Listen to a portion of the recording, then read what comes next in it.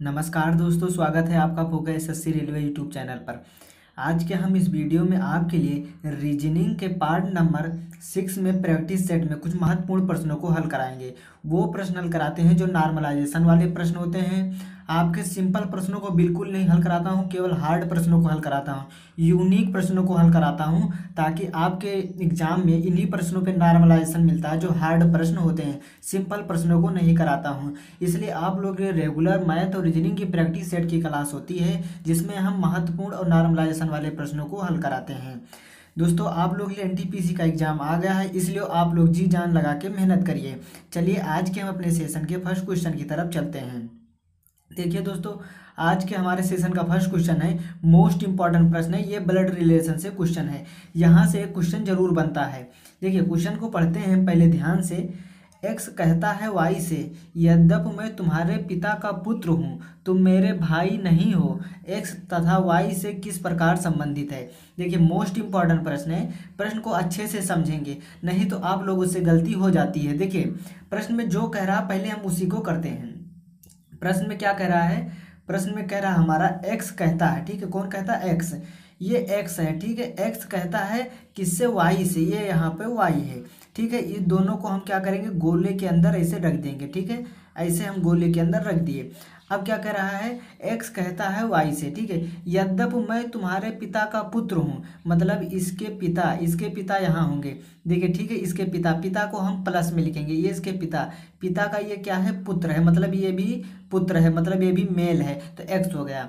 तुम मेरे भाई नहीं हो, मतलब ये दोनों आपस में भाई नहीं है, ठीक है, ये भाई है लेकिन ये भाई नहीं है, तो वाई से किस प्रकार संबंधित है। देखिए ये वाई का पिता, एक्स और वाई का दोनों के, मतलब दोनों के पिता हो गए, ठीक है। जो यहाँ पे इसके पिताजी हैं, ये एक्स के भी पिता हो गए, वाई के भी पिता हो गए, लेकिन ये पुत्र है, लेकिन वाई क्या है, ना तो पुत्र है, आपका इसका पुत्र नहीं है, तो क्या संबंध हुआ, जब पुत्र नहीं है तो दोनों आपस में एक ही रिलेशन में है, तो बहन होगा। आपका ऑप्शन नंबर ए सही है। मतलब यहाँ पे बोला गया तुम मेरे भाई नहीं हो, मतलब ये पुरुष नहीं हो सकता, भाई नहीं हो सकता, तो ये मेल होगा, इसकी बहन ही हो सकती है। उम्मीद करता हूँ आप लोग अच्छे से समझ रहे होंगे। देखिए कुछ नहीं बोला गया प्रश्न में, एक्स कहता है वाई से, ठीक है, ये वाई हो गया। क्या बोला, तो आपके पिता, जो इसके पिताजी हैं, ठीक है, मतलब इसके पिता के ये पुत्र है, मतलब ये इसका बेटा है, और लेकिन ये दोनों आपस में ये भाई नहीं है, तो ये क्या हो सकता है, ये बहन हो सकता है। तो आपका ऑप्शन नंबर ए सही है। उम्मीद करता हूँ ये प्रश्न समझ रहे होंगे, इंपॉर्टेंट प्रश्न हैं, इसी टाइप के प्रश्न पूछे जाते हैं, मोस्ट इंपॉर्टेंट, बार बार रिपीटेड वाले भी प्रश्न होते हैं। चलिए अब नेक्स्ट क्वेश्चन की तरफ चलते हैं। क्वेश्चन नंबर सेकंड है हमारे सेशन का। देखिए मोस्ट इंपॉर्टेंट प्रश्न है। इस प्रश्न में क्या करना है, हमको संबंध ज्ञात करना है। क्वेश्चन नंबर सेकंड है, उस विकल्प का चयन कीजिए। क्या बोला गया है, उस विकल्प का चयन कीजिए जो दिए गए युग्म के समान है, संबंध प्रदर्शित करता है, जैसे सूत्र और वस्तु का। देखिए हमारा जो संबंध वाले प्रश्न होते हैं बहुत पूछे जाते हैं, लेकिन आपका ऐसे ऑप्शन दे दिया जाता है कि जो सेम टाइप का रहता है। तो इसमें हमें क्या करना है, पहले इसमें पता करें सूत से क्या होता है। हमारा जो सूत है इससे क्या बनता है, वस्त्र बनता है, सूत से वस्त्र मतलब कपड़े बनते हैं। तो ऐसे ऑप्शन को देखना है किसमें समानता है। देखिए क्या जड़ से वृक्ष बनता है, नहीं, क्योंकि पौधे से वृक्ष बनता है, ठीक है। हमारा क्या हृदय से शरीर बनता है, नहीं, ये भी गलत हो गया। क्या हमारा धातु से तलवार बनाई जा सकती है, तो ये सी, ठीक है, आपका ऑप्शन नंबर सी सही है, क्योंकि धातु से ही तलवार बनाई जाती है, ना कि स्याही से भी कलम बनाया जाता है। उम्मीद करता हूँ आप समझ रहे होंगे। देखिए संबंध मतलब वो होता है जो एक दूसरे के बीच समान संबंध रखते हैं। जैसे सूती से हमारा वस्त्र का निर्माण किया जाता है, वस्त्र बनाया जाता है, उसी अनुसार हमारा धातु से तलवार बनाई जाती है। उम्मीद करता हूँ ये प्रश्न भी आप लोग अच्छे से समझ गए होंगे। क्वेश्चन नंबर थर्ड है हमारे सेशन का। देखिए मोस्ट इंपॉर्टेंट प्रश्न है, ये भी आपका जो है ब्लड रिलेशन से क्वेश्चन है, यहाँ से भी प्रश्न पूछा जाता है। देखिए ये बहुत यूनिक प्रश्न है, प्रश्न को ध्यान से समझेंगे। हमारा देखिए क्वेश्चन नंबर थर्ड है, पी क्यू का भाई है। देखिए प्रश्न जो कहता है हम उसी को करते हैं, पी क्यू का भाई है। ये आप मान लीजिए यहाँ पे ये क्या है, पी है, ठीक है, पी क्या है, ये क्यू है, ठीक है, ये क्या हो गया, क्यू है, ये आपका क्यू गया। पी क्यू का भाई है, मतलब ये प्लस हो गया, जो जो पुरुष में रहते हैं उनको हम प्लस लिखते हैं, ठीक है, पी क्यू का भाई है। एम क्यू की बहन है, एम जो है क्यू की बहन है, मतलब ये यहाँ पे एम जो हो गया, एम, एम क्या है, ये क्यू की क्या है, बहन है, इसको हम माइनस में लिखेंगे, ठीक है, एम क्यू की बहन है। अभी इसके बारे में नहीं पता चला हमारा क्यू क्या है। टी पी का भाई है, जो टी है वो क्या है, पी का भाई है, यहाँ पे क्या हो जाएगा, टी पी का भाई है, मतलब ये भी मेल है। देखिए टी पी का भाई होगा, क्यू किस प्रकार संबंधित है। अब देखिए इस प्रश्न में गलती हो जाएगी, हमसे इस क्यू के बारे में पूछा गया है कि क्यू क्या है, बहन है, भाई है, या आंकड़े अपर्याप्त हैं। तो देखिए बहुत सारे लोग आंकड़े अपर्याप्त लिख के आएंगे क्योंकि इसके बारे में पता ही नहीं है कि मतलब मेल है फीमेल है।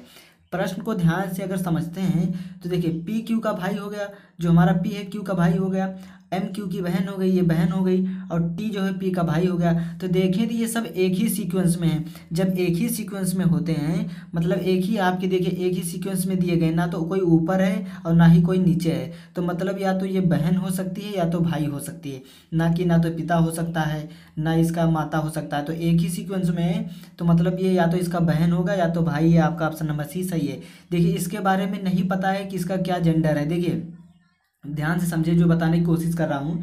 हमसे क्या बोला गया है, देखिए पी हो गया, ये क्यू हो गया, लेकिन हमारा पी क्या है, भाई है क्यू का, ठीक है। और हमारा एम क्या है, ये जो प्लस में लिखते हैं वो क्या रहता है, मेल रहता है।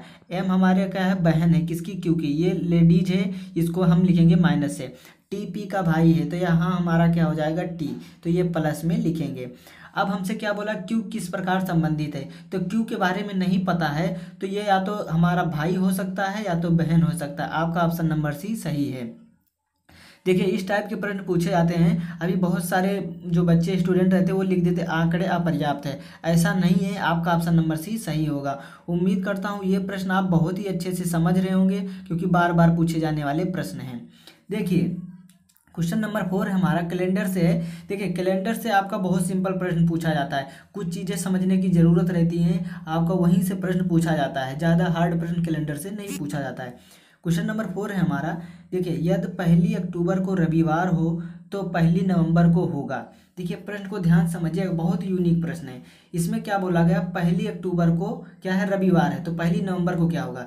देखिए अगर हम देखें आपका 1 अक्टूबर से, मतलब हम क्या देखें, अगर अक्टूबर से ले लें, ठीक है, अक्टूबर से ले लें और लास्ट देखें नवंबर तक, मतलब क्या देखें, लास्ट नवंबर तक अगर हम देखें तो हमारा टोटल कितने दिन हैं, हमको बस ये दिन को पता करना है। लास्ट नवंबर तक कितने दिन है, 31 दिन है। कितने दिन हो गए, 31 दिन, क्योंकि 1 अक्टूबर से आपका जो है, ठीक है, 1 अक्टूबर से आपका नवंबर तक रहेगा। ध्यान से समझिएगा। देखिए 1 अक्टूबर से बोला गया, हम यहाँ 1 अक्टूबर से लेके आपका जो है, आपका अक्टूबर से चालू हो रहा और नवंबर तक बोल रहा है, मतलब नवंबर तक। तो टोटल यहाँ से कितने दिन होंगे, कितने का महीना होगा, 31 का, कितने हो जाएंगे, 31। तो हमसे क्या बोला गया है, नवंबर को होगा, कौन सा दिन होगा। देखिए हमको रविवार है, तो देखिए हम सीधी सी बात है, आपको पहले विषम दिन निकालेंगे, इसको 7 से भाग करेंगे। देखिए 7 से इसको हम क्या करेंगे, भाग करेंगे, कितनी बार जाएगा, 7 चौक 28, आपका 4 बार जाएगा, कितना बचा आपका, 3 बचा, शेष कितना बचा, 3 बचा। देखिए आप प्रश्न को समझिएगा। एक चीज़ और बता दे रहा हूँ, जब भी हम 4 से भाग करते हैं तो ऊपर वाला लेते हैं, ये भागफल लेते हैं, ठीक, क्या लेते हैं, भागफल लेते हैं। और जब भी हम 7 से भाग करते हैं क्या लेते हैं, शेषफल लेते हैं। ये चीज़ को याद रखिएगा, कैलेंडर में बहुत महत्वपूर्ण होती है और बच्चे बड़े कन्फ्यूजन में रहते हैं, कभी भागफल ले लेते हैं कभी शेषफल। लेकिन अगर 4 से भाग दे रहे हैं तो हमको लीप ईयर निकालना रहता है तो हम भागफल लेते हैं, 7 से भाग देते हैं तो हमको शेष दिन निकालने रहते हैं, इसलिए शेषफल लेते हैं। आपका 3 आ गया। अब देखिए रविवार में हम क्या करेंगे, रविवार में +3 कर देंगे। रविवार में जो हमसे बोला गया है, ठीक है, देखिए रविवार है, अब रविवार में हम +3 दिन जोड़ देंगे। तो रविवार में जोड़ेंगे क्या, सोमवार, मंगलवार, बुधवार। आपका ऑप्शन नंबर सी सही है। देखिए प्रश्न बहुत सिंपल सा था, कुछ नहीं करना था प्रश्न में, आप लोग ध्यान से समझिएगा।